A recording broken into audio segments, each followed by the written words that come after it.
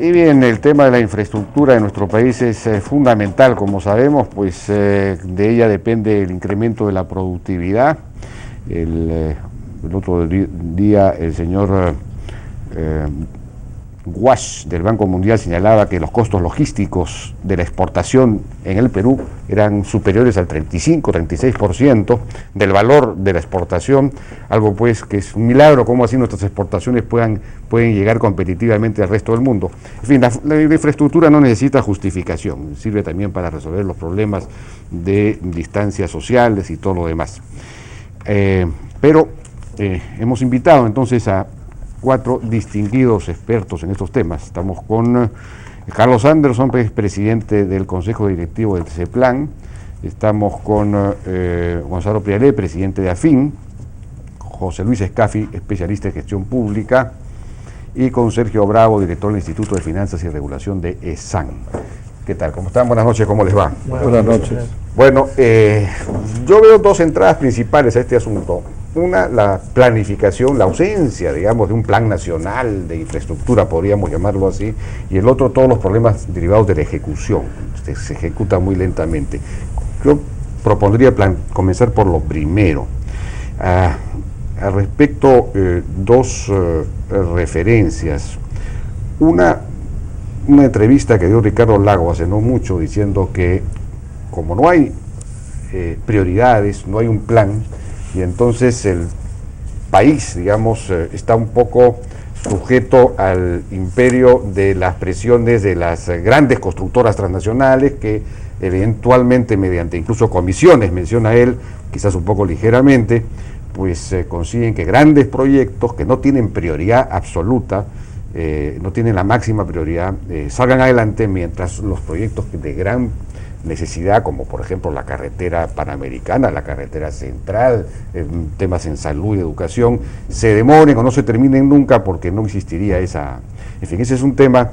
Y el otro es, bueno, esto lo menciona Bonifaz en algún artículo que publicó hace no mucho, dice, hay,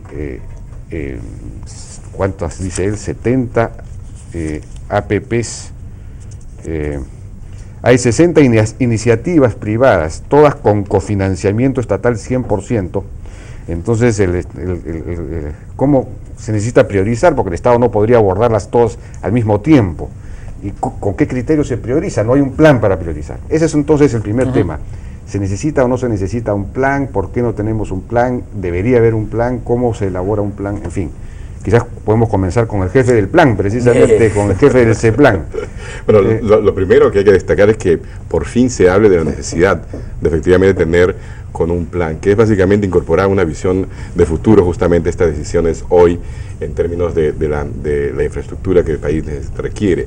Hace ya poco más de un CADE que venimos hablando con el sector privado justamente sobre la importancia de poner finalmente en marcha un verdadero plan nacional de infraestructura que no solamente vea el tema desde el punto de vista, digamos, de la oferta, es decir, de los proyectos que existen, y sabemos que, por ejemplo, en el SNIP nada más hay ahora 130.000 proyectos, imagínate, esa es la base de datos que tiene el SNIP, sino que también eso se converse con la demanda, ¿no? Pero con una demanda que efectivamente priorice de manera inteligente para impulsar los grandes objetivos nacionales. Tú dices, no hay un plan. Es verdad, hay un plan nacional de desarrollo estratégico que está en estos momentos en proceso justamente de aprobación, espero ya en el está con la oficina de la Premier, ¿no? Que sí establece por primera vez también con claridad prioridades que hemos trabajado a lo largo de 1 año y medio con preguntándole, digamos, a todos los que había que preguntar, haciéndolo lo más participativamente. ¿Es en general o en infraestructura? No, es el gran plan nacional porque tú tienes que tener los grandes objetivos nacionales, ¿no? Claro. Y la infraestructura tiene que ser conducirte al logro de esos objetivos. Ya. Ahora, a partir de enero, justamente, vamos a trabajar también en un plan nacional de infraestructura con el sector privado. Hemos estado coordinado también con el MEF para primero lanzar un plan de corto plazo, ¿no? Al 2015, 2016, y de inmediato articularlo eso con un plan verdaderamente de largo plazo, como tiene que hacerse, porque los planes de infraestructura son de 20, 30 años. La infraestructura no es algo que uno puede tomar de manera ligera, ¿no? Entonces, efectivamente, yo creo que la ausencia ha sido por demasiado tiempo y es importante empezarlo a pensar y actuar ya. O sea que a partir de enero se comenzaría a conversar con el sector privado para diseñar un plan de infraestructura. De infraestructura. Nosotros desde ese plan hemos venido trabajando, por ejemplo, con la gente de Singapur.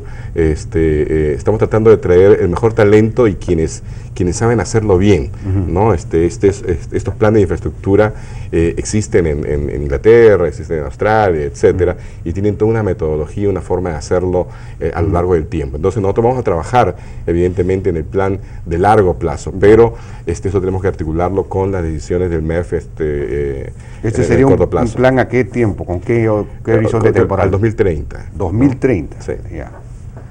Gonzalo, ¿cuál es su posición sobre esto?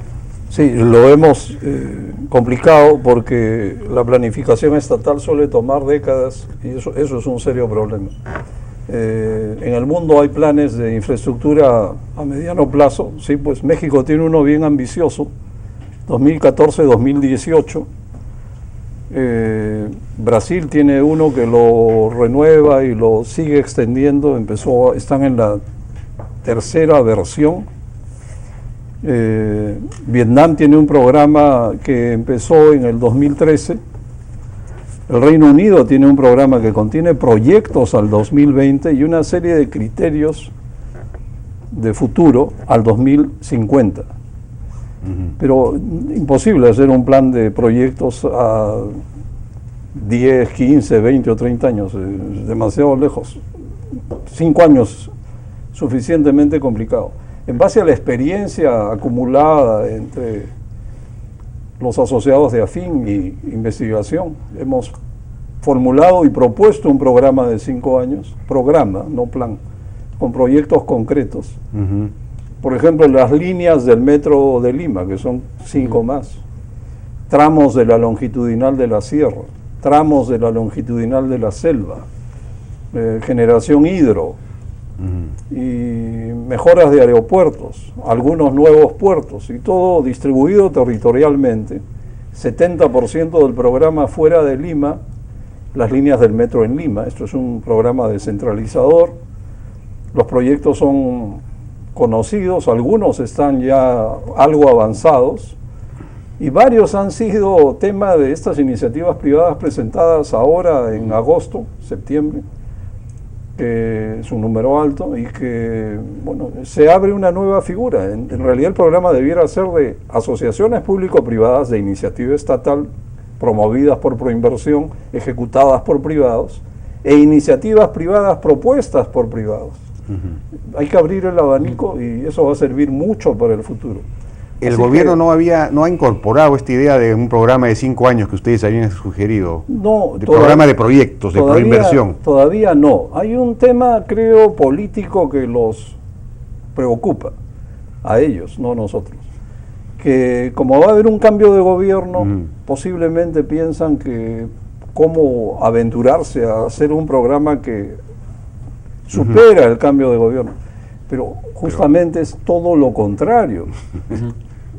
El país se pararía a aplaudir durante semanas el hecho de que se lance un programa de 5 años. Es la cura, pues, para la falta de continuidad. Claro. El Perú funciona intermitentemente. Sí, pues. Cada 5 años funciona solo 2 años. Porque los primeros 2 años, puro espejo retrovisor, a ver a quién investigo, qué denuncio del gobierno anterior. Los segundos 2 años ya pues calentaron motores y comienzan a hacer algo.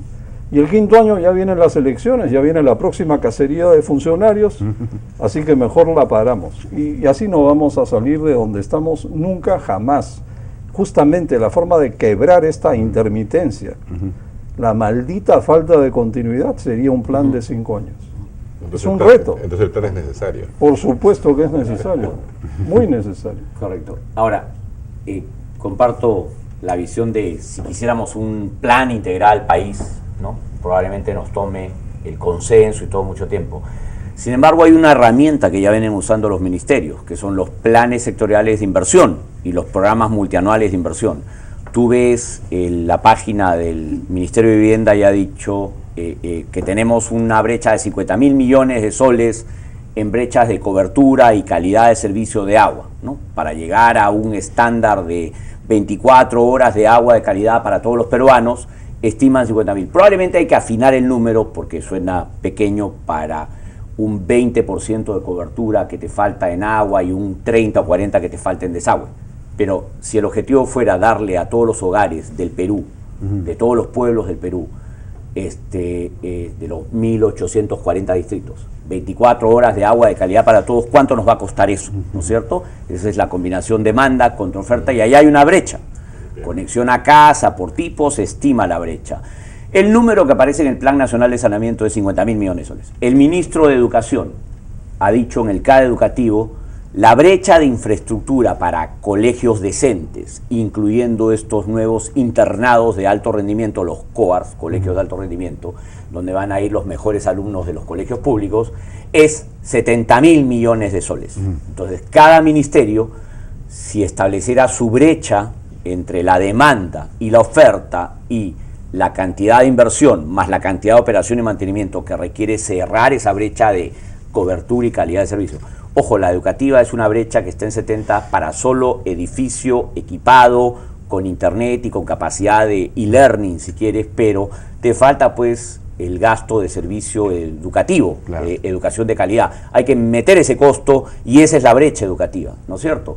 AFIN publicó que su brecha era 90.000, pero en la brecha de 90.000 pues la educativa y la de salud se quedaron cortas. Estamos hablando de por lo menos 30.000 millones de dólares en educación y súmale a la brecha que Salud ha dicho, yo quiero estos hospitales grandes, los quiero apepear y estos hospitales regionales también queremos invertir en capacidad para curar enfermos y evitar que se enfermen.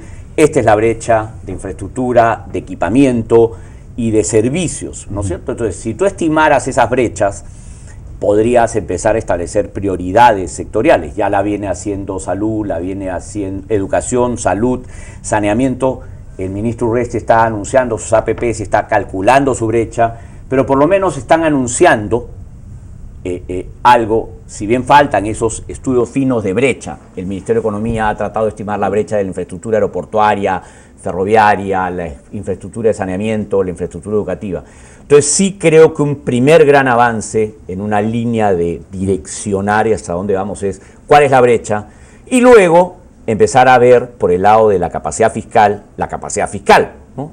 Al crecimiento económico de 4 o 5, cuánto más ingreso por renta, por ventas o por cano sobre cano tendría tanta plata, endeudamiento, no pasar ¿no? Entonces se puede establecer la capacidad financiera del Estado. Yo creo que lo que falta son señales de ese tipo, ¿no? Estas son las brechas, estas son las prioridades. Yo voy a gustar el tema de las prioridades intersectoriales. Pues tú estás hablando de prioridades sectoriales, correcto, intrasectoriales.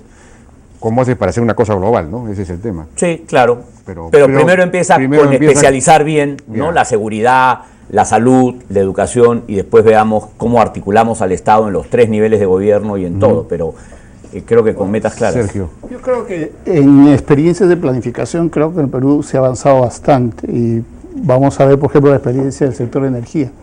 El sector de energía privatizó la planificación a través de lo que es el COES, y el COES planifica todo lo que son las necesidades de expansión de la generación, que como consecuencia trae la expansión de la transmisión, por ejemplo, de transmisión eléctrica. Hace un plan referencial, y eso es lo bueno de conceptualizar una planificación. La planificación centralizada, donde el Estado hace todos los estudios, define todas las prioridades, es una planificación que al final no concuerda con la velocidad de desarrollo de un país. Lo que tiene que hacerse es un plan referencial, como hace el sector eléctrico, y de ahí encarga, por ejemplo, la proinversión año a año, la línea de transmisión que se tiene que hacer, o el sector privado empieza a invertir en la generación que finalmente se necesita. Y aún esa planificación todavía es imperfecta, porque si no, no se dieran iniciativas privadas en el sector energético que no han sido contempladas en el plan. Esta combinación de planes referenciales e iniciativas privadas es algo muy bueno, que creo que muy pocos países, yo creo que el COES, para nuestros televidentes, el COES es, ¿qué cosa exactamente? El Comité de Operación Económica del Sistema Eléctrico, es el ente planificador y administrador de todas las transferencias que hay en el sector eléctrico. Administra el sector eléctrico, para resumirlo, ¿no? Coordina la oferta, ¿no es cierto?, de electricidad. Coordina todas las generadoras, etcétera. Y por ley le encargaron la planificación a ellos, ¿no? Y ellos hacen un plan, ¿qué cosas hacen? ¿Con qué horizonte temporal?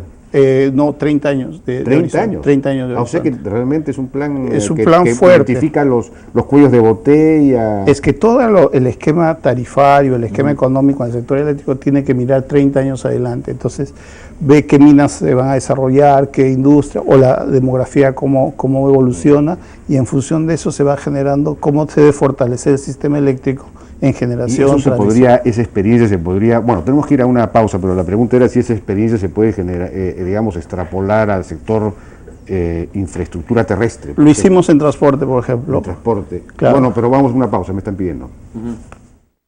Bueno, la pregunta era si esa experiencia tan interesante en el sector energía, a través del COES, una entidad privada en buena cuenta, se puede trasladar al sector transporte. También se hizo. El año 2006 generamos lo que se llama el Plan Referencial del Sector de Transporte, que se llamó el Proyecto Perú, ¿no?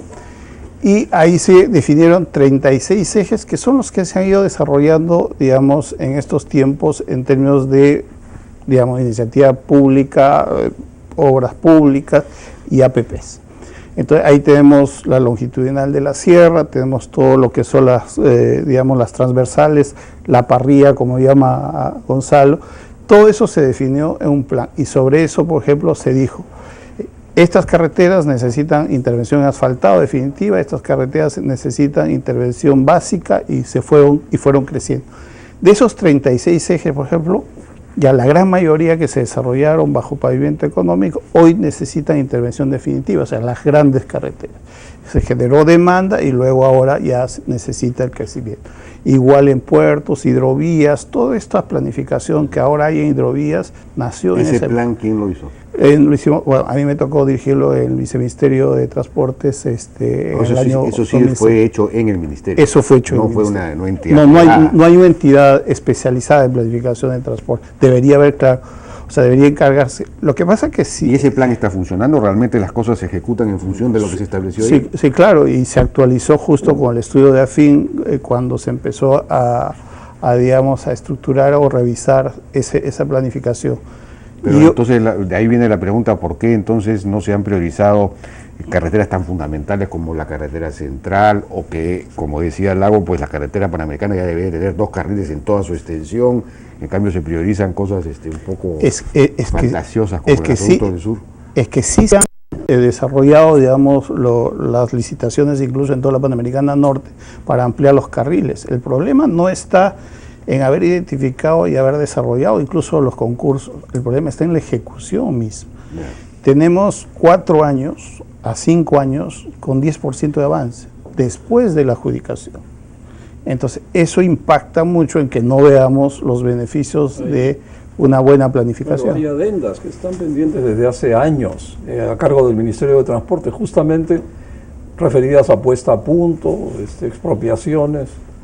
Y eso es algo que el ministro Gallardo ha ofrecido solucionar este mes, y ojalá lo haga. En cuanto a la Panamericana, sí, excepto 2 tramos, todo está concesionado. Aquello que está concesionado tiene dificultades como las que menciona Sergio. No tienen que ver con la falta de deseo de hacerlo, sino que simplemente el Estado es un poco lento para hacer sus cosas. Y hay un tramo grande en el sur, después de Ica, que habría que concesionar, y eso entiendo que se va a hacer pronto. Un tramo ya está concesionado, claro, incluso, ¿no? Sí, y eso es algo que siempre ha estado en la preocupación del gobierno, no es que sea desviado. Por otro lado, no se puede decir, pues, ¿cómo es posible que se haga el gasoducto del sur en vez de poner agua en todo el país?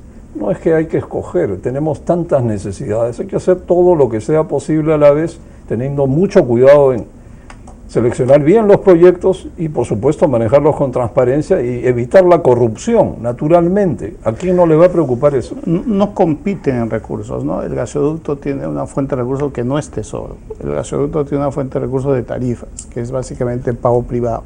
En cambio, las carreteras, la mayor parte, algunos son con peaje, pero la mayor parte tienen fuente pública, digamos, ¿no? Por el cofinanciamiento. Pero igual como se hizo la planificación a nivel de los 36 ejes, también se ha hecho planificación a nivel de regiones. Ahí está el caso de los 1.500 kilómetros en Cusco, está el caso, digamos, de Apurímac. Hay varias iniciativas privadas que han planteado ahora el desarrollo, ya no del nivel nacional, sino del nivel regional.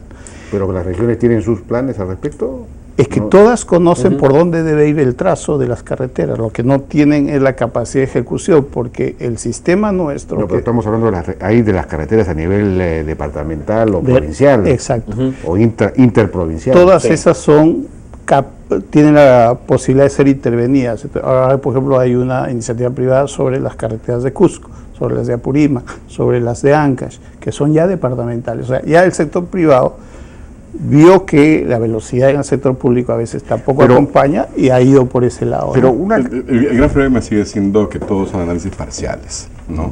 Lo que se necesita es una visión más totalizadora, tanto de la oferta como la demanda.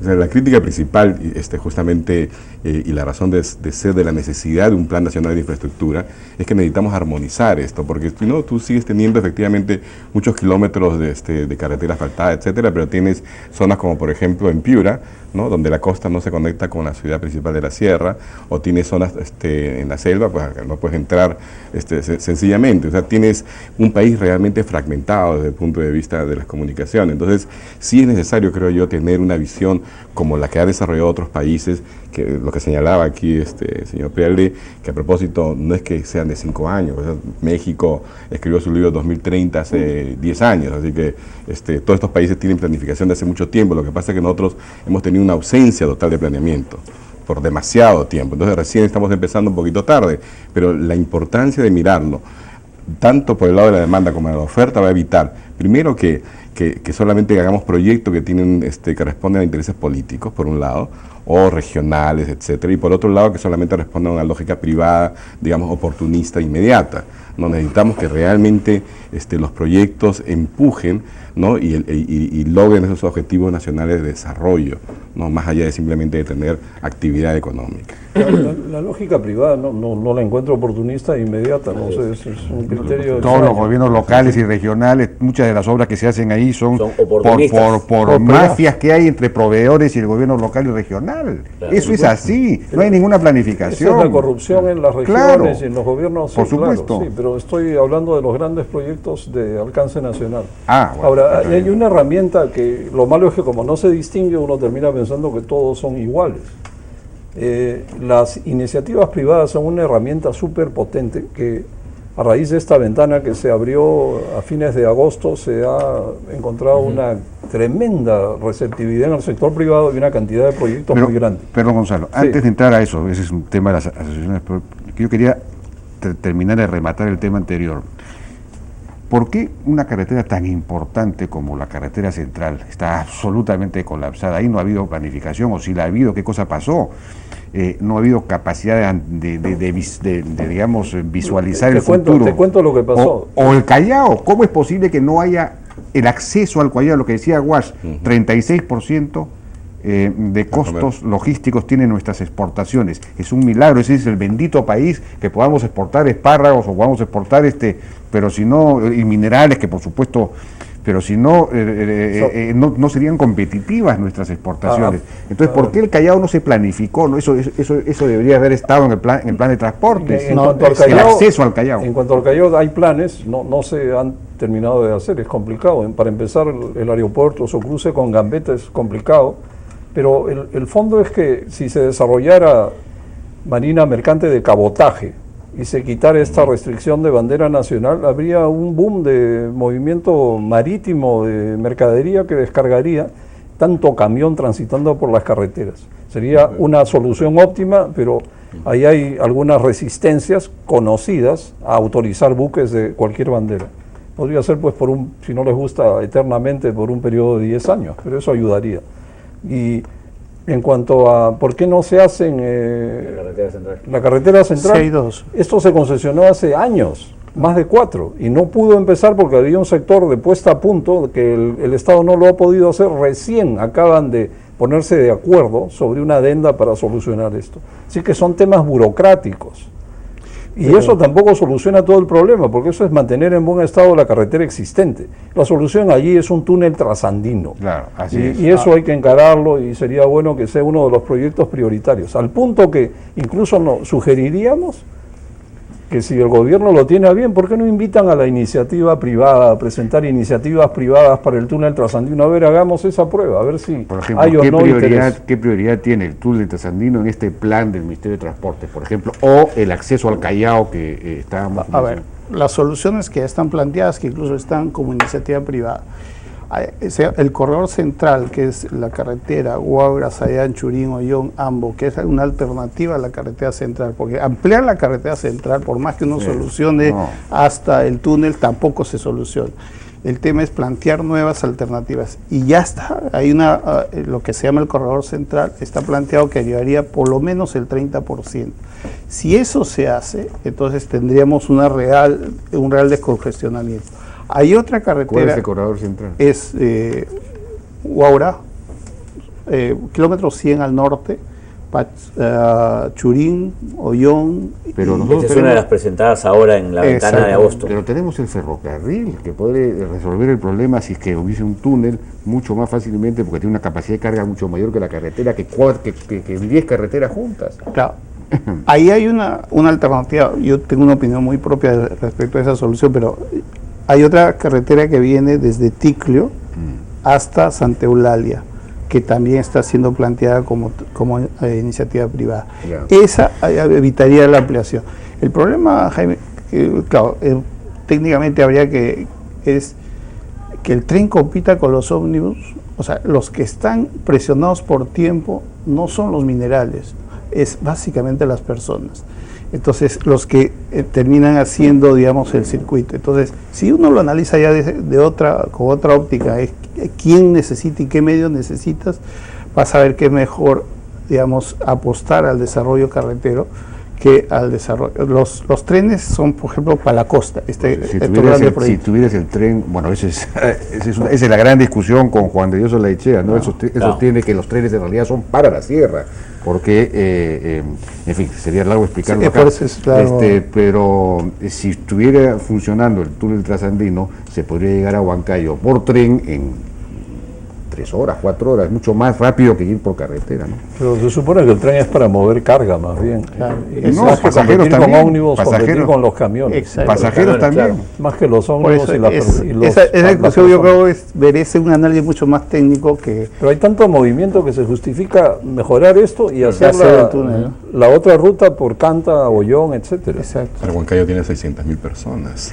Pero, digamos, o sea que la pregunta es, ¿eso está o no está en este plan, ¿no? ¿Qué prioridad tiene? Porque en la práctica esa prioridad no se manifiesta en acciones, es decir, no hay convocatoria a nada en relación al túnel trasandino, estas otras carreteras paralelas que mencionas no se ejecutan, la carretera central es un desastre, está colapsada. Entonces, en la práctica las prioridades no existen. Lo que finalmente ha podido traducir que la planificación hecha, por ejemplo, en el sector eléctrico, de continuidad, de estar pensando todo el tiempo y no cada gobierno cambia de prioridad en ejecución, es mejor, ¿no? O sea que este plan no tiene el nivel de institucionalidad que debería tener. Exacto. Y debería ser independiente de los gobiernos. Deberíamos tener entidades que sean... Pero es un poco distinto también, ¿no? Planificar demanda por electricidad, pues es casi una formulita, ¿no? Finalmente, ¿no? Planificar demanda de carretera, de ferrocarril, y los costos alternativos uno al otro, es mucho más complejo y requiere, yo creo que sí, una visión más allá de la coyuntura, más realmente de largo plazo, ¿no? Bueno, me están pidiendo una pausa. Bueno, seguimos conversando sobre el tema de infraestructura con nuestros distinguidos invitados.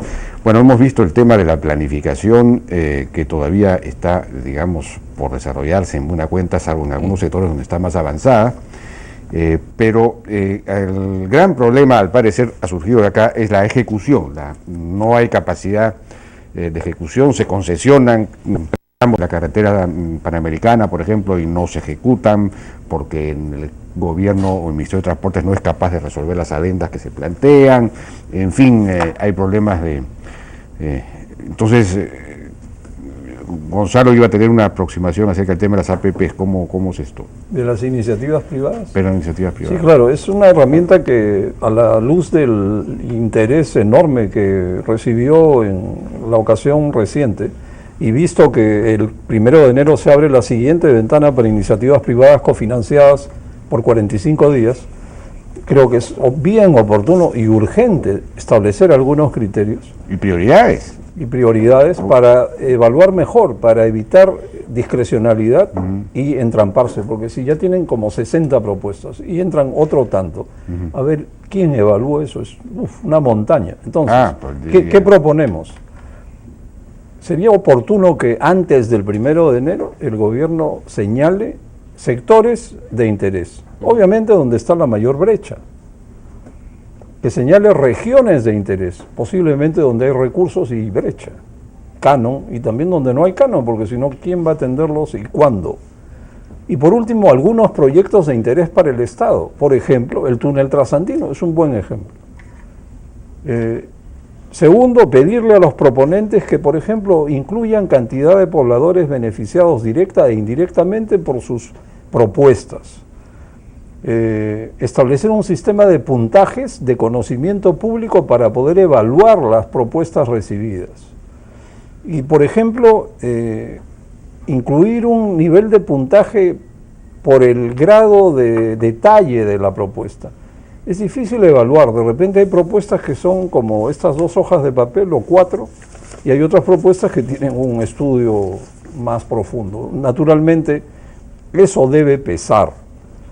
Y por último sería, por ejemplo, un dato técnico oportuno que le indiquen a los interesados cuál es la tasa de descuento que van a utilizar para evaluar las propuestas. Eso ayuda mucho a organizar la oferta en el aspecto financiero. Y sobre todo señalar sectores prioritarios, ya que hablamos del tema, educación y salud, que ya lo son, reservorios en la sierra, se habla poco, pero eso es sumamente importante, la cantidad de agua de lluvia que se desperdicia, y hacer reservorios no es caro, y eso sería una necesidad vital, pero hacerlo en cantidades, obras por impuestos para estos temas sería excelente, y posiblemente eso descargaría tanta presión cada vez que una mina quiere desarrollar un nuevo gran proyecto. Porque si tienes reservorios, eso soluciona el problema del abastecimiento permanente en la sierra. Penales, y yo diría prioridad 1 para Lima, agua en Lima. Lima se va a quedar sin agua, vamos a sufrir en los próximos años. Esto es vital, debiera haber APPs en Lima, es nuestra idea, pero no es fácil porque es un tema bien politizado. Y agua en las regiones. En cada región debiera haber una APP manejando la región entera y no pequeñas unidades que no tienen economía de escala, no son capaces de cobrar el agua y francamente esto está a la deriva. O sea que necesidades hay y la iniciativa privada podría cumplir un gran rol, aun cofinanciadas, por supuesto, incluso, y también autosostenibles, porque puede haber algunas... Correcto. Sí. En esa línea, en la ventana que cerró el 29 de agosto, se recibieron 65 iniciativas, 40 han sido admitidas a trámite y 19 ya están en factibilidad. Y el factibilidad lo hace el privado a su costo y riesgo. Y es un factibilidad que además lo hace él lo paga, no sabe si lo va a recuperar hasta que no se firme el contrato de la concesión, y se evalúa de manera concurrente. Él presenta su plan de trabajo según el contenido mínimo que Proinversión le aprueba, con el MEF y con el sector competente, si es salud es el MINSA, ¿no es cierto?, o con la región competente o con el municipio competente. Se han recibido iniciativas de los 13 colegios de alto rendimiento que pidió el ministro y los 100 colegios en Lima, las grandes unidades, ya todas son iniciativas, varias que están admitidas y además varias de ellas en factibilidad. El ministro de Vivienda y Construcción pidió iniciativas integrales de ciudades, entonces Sedalip está en la lista de las admitidas a trámites y está en factibilidad, y eso es Trujillo, Ascope, Chepén, Pacasmayo.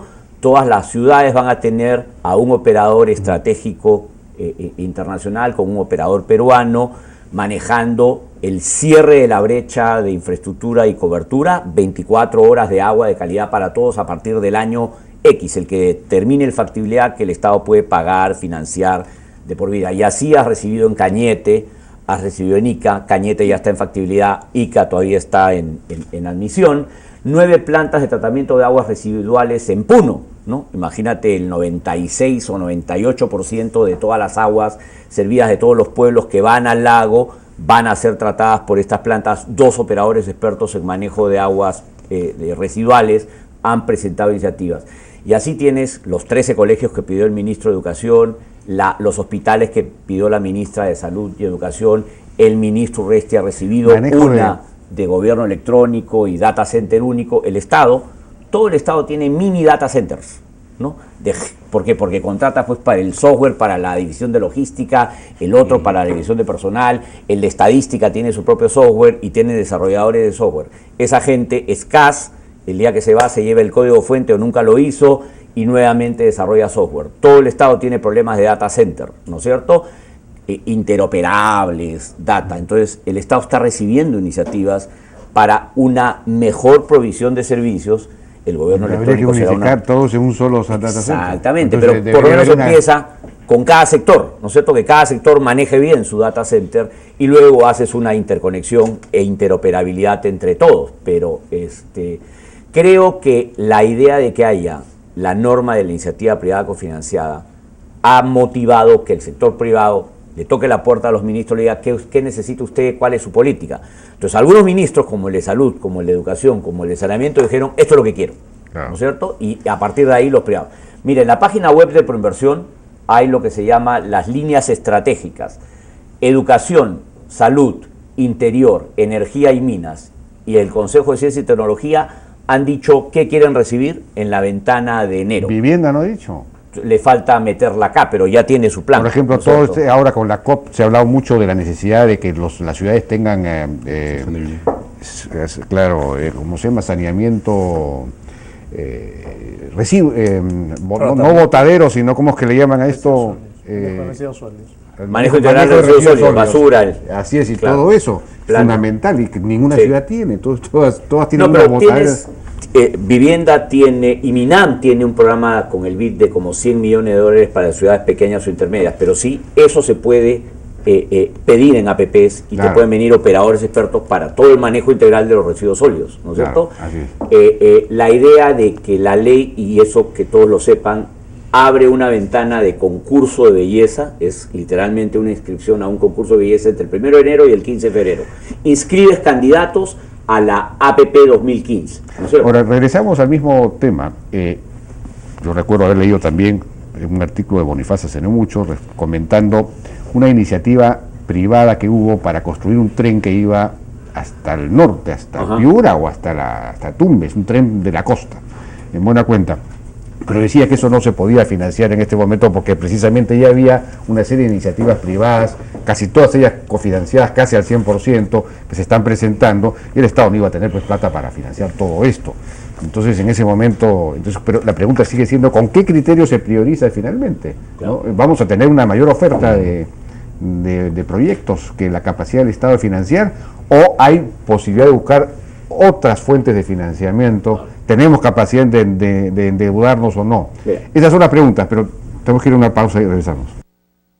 Bueno, esa sigue siendo entonces la pregunta: ¿cómo priorizamos? ¿Cómo financiamos finalmente si es que lo que falta son recursos? A ver, yo creo que hay muchas cosas en las cuales el Ministerio de Economía puede tener un rol promotor, pero creo que ha hecho a veces, por mejorar la figura del año, una cosa que ha ido en contra del desarrollo de las APPs. No es malo que haya 65 APPs y no es malo que haya 200 propuestas de iniciativas privadas que se presentan. Yo ni siquiera cerraría las ventanas de presentación porque ayuda al Estado a ir planificando, seleccionando y con calma ir evaluando. Pero el financiamiento, por ejemplo, uno puede hacer hospitales sin necesidad de tesoro público. Pero ¿qué tiene que definir para eso? Que los recursos directamente recaudados ahora puedan ser facturados por una sociedad operadora y que pueda directamente el público, que hoy día la salud es privada, o sea, el 80% de los recursos lo ponen los privados, no lo pone el Estado, pueda con el 20%, más o menos entre 15 y 20%, se puede construir un hospital y estar bien equipado. Entonces, hay muchos sectores en los cuales, por ejemplo, todo lo que son las retribuciones, el Estado lo que ha hecho es estatizar, igual que salud, porque lo que ha hecho es considerar como recurso privado. Recordemos la reforma que hubo en todos los sectores, telecomunicaciones, electricidad en los años 90. Lo que hizo el Estado más bien es decir, ok, ahora es recurso privado, lo pagan los privados directamente. Eso es lo que tenemos que hacer ahora. Y así, esa restricción que hay en Tesoro Público, digamos, podrá liberar para poder... ¿Qué hace el Tesoro Público? Usa ese recurso en el año. ¿Qué hacen los privados? Pueden usar ese recurso en 20 años o 30 años como financiamiento para hacer hoy día. Entonces, contra eso ni siquiera hay que endeudarse, ni siquiera se necesita gran capacidad de endeudamiento, solamente hay que mover las variables, volver a recordar lo que se hizo como reforma estructural para el financiamiento y poder desarrollar hospitales y otra infraestructura con los mismos recursos, porque al final el que paga la cuenta, directa o indirectamente, es el usuario. Y otra fuente de financiamiento importante es el mal gasto actual de mucho proyecto atomizado. Las regiones, los municipios se gastan 20.000 millones de soles o por administración directa o por contrata todos los años. Saca una parte, un tercio de eso, la mitad, vas a tener 10.000 millones de soles, ¿no? Para APPs todos los años. O sea, simplemente sustituye modalidad de gasto en lugar de administración directa y contrata. La diferencia entre una APP y la contrata pública es la misma que hay entre la autoconstrucción de mi casa, poco a poco, según mi techo presupuestal, ¿no? Voy haciendo mi primer piso, mi segundo piso. En cambio, en la APP el Estado le compra servicios 24 horas de agua de calidad a todos los peruanos.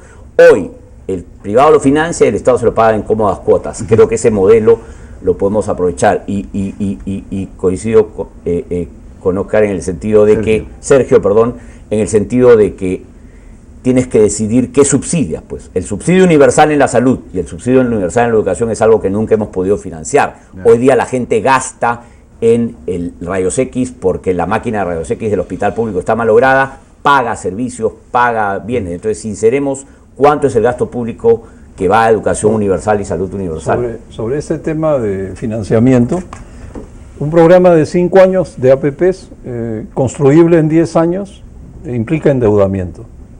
Sobre todo porque va a tener un componente grande de proyectos cofinanciados, sean APPs o iniciativas privadas, incluso obras por impuestos si quieren, todo va al mismo objetivo. Y esto genera endeudamiento. Y el endeudamiento se va a ir generando progresivamente durante, digamos, los próximos 10 años. Y eso es algo que hay que aceptar. El Ministerio de Economía tiene un marco macroeconómico multianual con metas de reducción de deuda. Algo hay que cambiar, o sea, hay que ayudarse. Nuestra deuda es muy baja, o sea que hay margen, dices tú, para ampliar. Claro, digamos, hemos estimado que un programa de 10 años para cerrar la brecha de 80.000 millones de dólares a lo largo de 10 años de construcción, 5 años de concursos, en la modalidad que sea, implicaría un endeudamiento adicional de más o menos 15% del producto. Eso es completamente manejable. El Perú tiene ahora 19% de deuda pública bruta, 3% de deuda pública neta, pero para no ser demagógico no hablemos de 3. Agrégale ese 15% al 19% actual, 34% de endeudamiento es completamente manejable. Pero esto hay que aceptarlo, es un hecho de la vida. Coincido completamente con Pepe Scafi que si es que se abre los canales y se viabiliza, se hacen programas y se atrae inversionistas, ellos sabrán cómo presentar su financiamiento. Posiblemente el Estado puede recibir la obra y comenzar a pagarla en el año 6 de inicio de la construcción. Y todo eso va a conjugar en un programa de obligaciones que el Estado sabrá manejarlo. Pero ese es lo bueno de la iniciativa privada y de la participación privada. Le mejora el programa de financiamiento de estas obligaciones al Estado, le alivia la carga. Lo que sí tiene que decir claramente el gobierno central: tengo 10.000 millones por año, 7.000 millones por año, y sectores prioritarios son salud, educación, seguridad ciudadana, saneamiento, ¿no es cierto? Ya que ahí todos sepan qué tipo de reservorios en la sierra, ¿no? Sería bueno acostumbrarnos lo que sean los sectores prioritarios, pero es bueno que dé señales claras para que todos ordenen sus propuestas alrededor de esas prioridades. De acuerdo. Bueno, ya nos ha ganado el tiempo, yo les agradezco muchísimo su participación, ha sido muy interesante esta discusión, es vital introducir todos estos conceptos, estos mecanismos para dinamizar nuestro desarrollo infraestructural y hacerlo del modo más racional y financiado posible.